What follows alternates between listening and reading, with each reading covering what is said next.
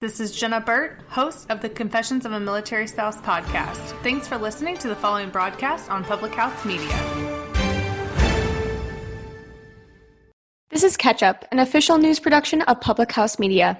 It's June 2nd, 2020, and it's time to catch up on the news that you need to know about. Today, we are helping you catch up on the recent executive order restricting social media companies' legal protections, the Black Lives Matter marches hurled worldwide, Major League Soccer momentum towards the future seasons, and how a 7-year-old boy asks his nanny to prom.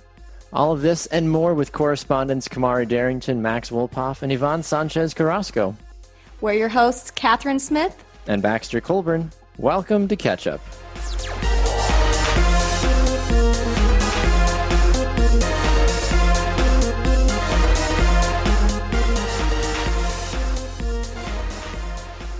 President Trump recently signed off on an executive order limiting private social media companies' legal protection after Twitter removed President Trump's tweet responding to the actions of the murder of George Floyd and Black Lives Matter marches occurring nationwide.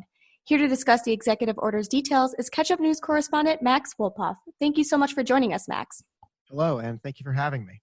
So, Max, let's jump right into it. What does President Trump hope to accomplish with this new executive order? Well, practically, this executive order does not change much in the short term. Social media like Twitter and Facebook get much of their liability protection from Section 230 of the Communication Decency Act, since they are intermediaries who host speech from others. As an intermediary, the law shields social media from liability for the words of its users.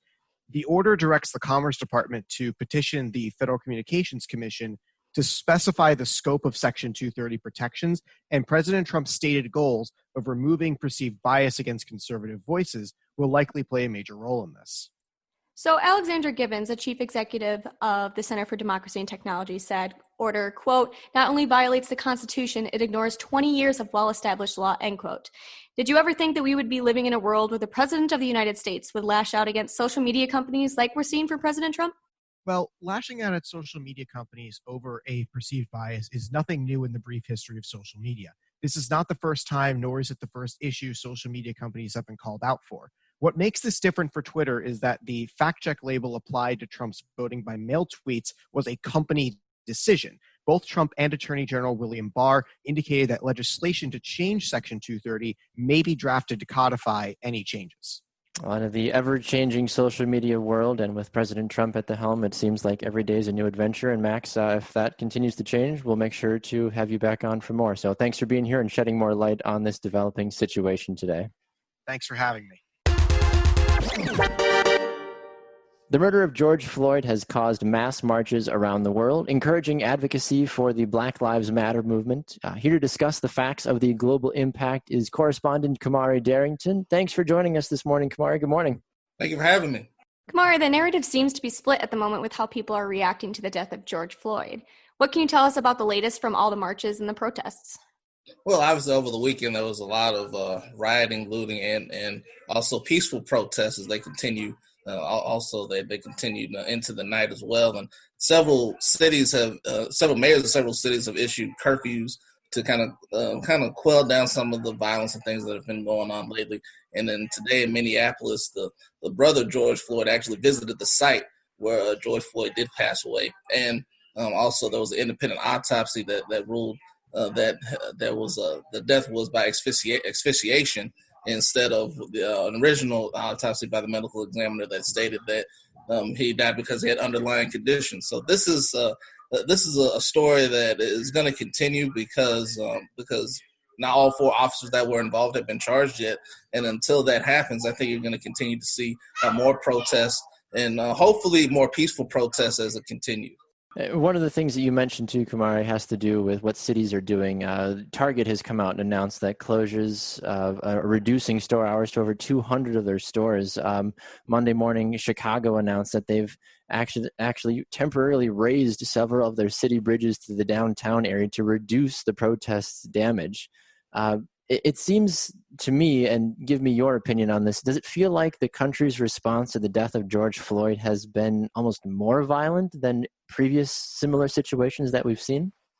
I think you can say that because not only is it a nationwide situation, it's also a worldwide situation.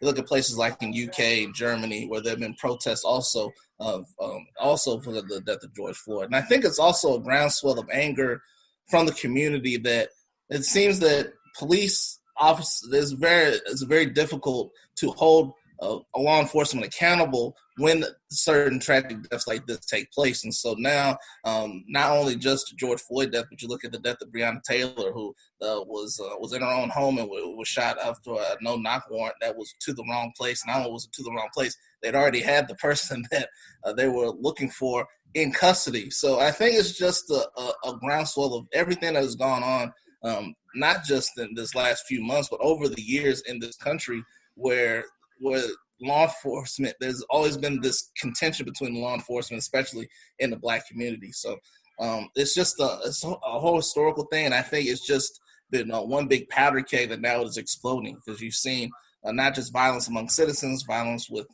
among police officers, but also violence against the media as well, because people see the media as kind of keeping the distance between law enforcement and the citizens. This definitely is a monumental change, and hopefully we'll continue to see positive and optimistic outcomes after this. Thank you so much, Kamari, for joining us today on Catch Up. Thank you so much. Major League Soccer is one of the many American pro sport leagues working towards resuming play amid the coronavirus pandemic. After plans for a month-long tournament in Orlando, the league and the MLS Players Association are on the verge of a potential lockout. Joining us today is our catch-up soccer correspondent, Ivan Sanchez-Carrasco. Thanks for joining us today, Ivan. Thank you, Baxter. Ivan, it felt like MLS was about to step into the same plan as what the NWSL had established. They're going to be doing a month-long tournament in the month of June, the first pro sports league to come back in the United States. And then all of a sudden it felt like we went from the excitement of play and the potential of everything getting back to normal to a lockout as a huge possibility in what felt like just a matter of hours. What happened? Can you walk us through the timeline of what took place? Yeah, I think this is the owners trying to kind of bully their way into getting the most and taking advantage of a situation, trying to bully the players into a weaker deal.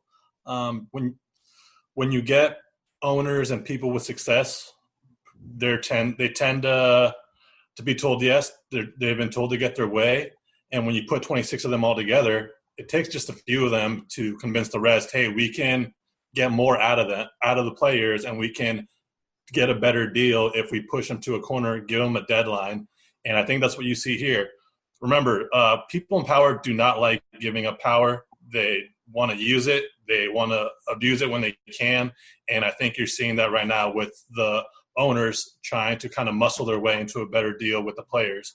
The players, I think, have to hold their ground, stay strong, and not budge to what the owners want to do. I think you see in other sports where it's kind of come to light the way the owners have taken advantage or try to take advantage of the players. And I think if the players kind of hold their ground and not give way, it paints the owners in a bad light. With that said, the MLS Players Association has until noon Eastern time today to reach a deal. In your opinion, does a deal get done so we can have a soccer return?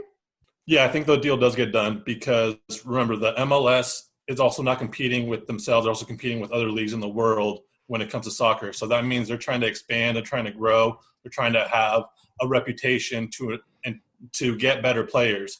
You can't do that if you're locked out. And I think that's kind of the advantage the players have to really push the owners into having the deal that they want. Is the owners are trying to expand and grow the league, and to do that to get better players, you can't be locked out. That looks terrible for the league. You have them trying to grow the league as they get the World Cup in a due time in 6 years. You're trying relationships with the Mexican League and trying to grow the game. You cannot do that when it's locked out. And I think the players need to use that leverage they have in advantage. And I think because of that, there will be a plan set because the owners cannot not have them play. One fast final wrap-up with this, Ivan, is The Athletic had reported that there's a lot of health and safety protocol concerns if this proposed Orlando tournament does take place.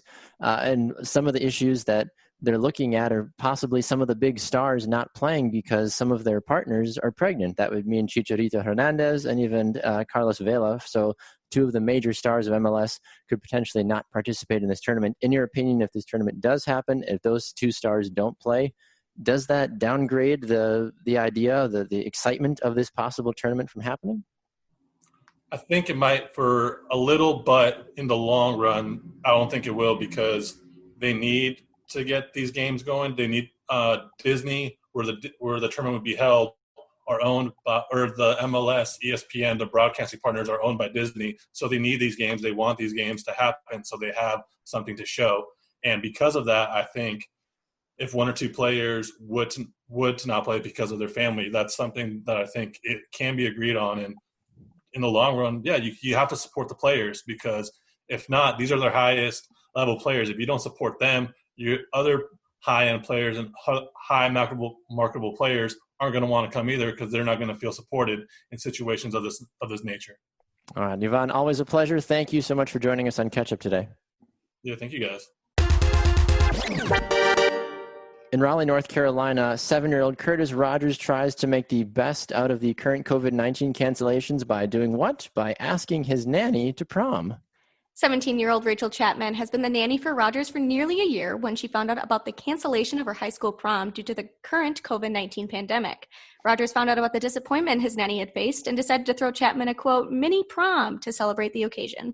Rogers was wearing a purple fitted suit to match Chapman's dress, set up with a fancy dinner in the table in their backyard with their favorite foods. What else? Chick-fil-A. I feel like if I had Chick-fil-A when I was in high school, Kat, I would have certainly said yes to anybody that would have thrown me a mini prom like that. So you can't go wrong with Chick-fil-A in my opinion.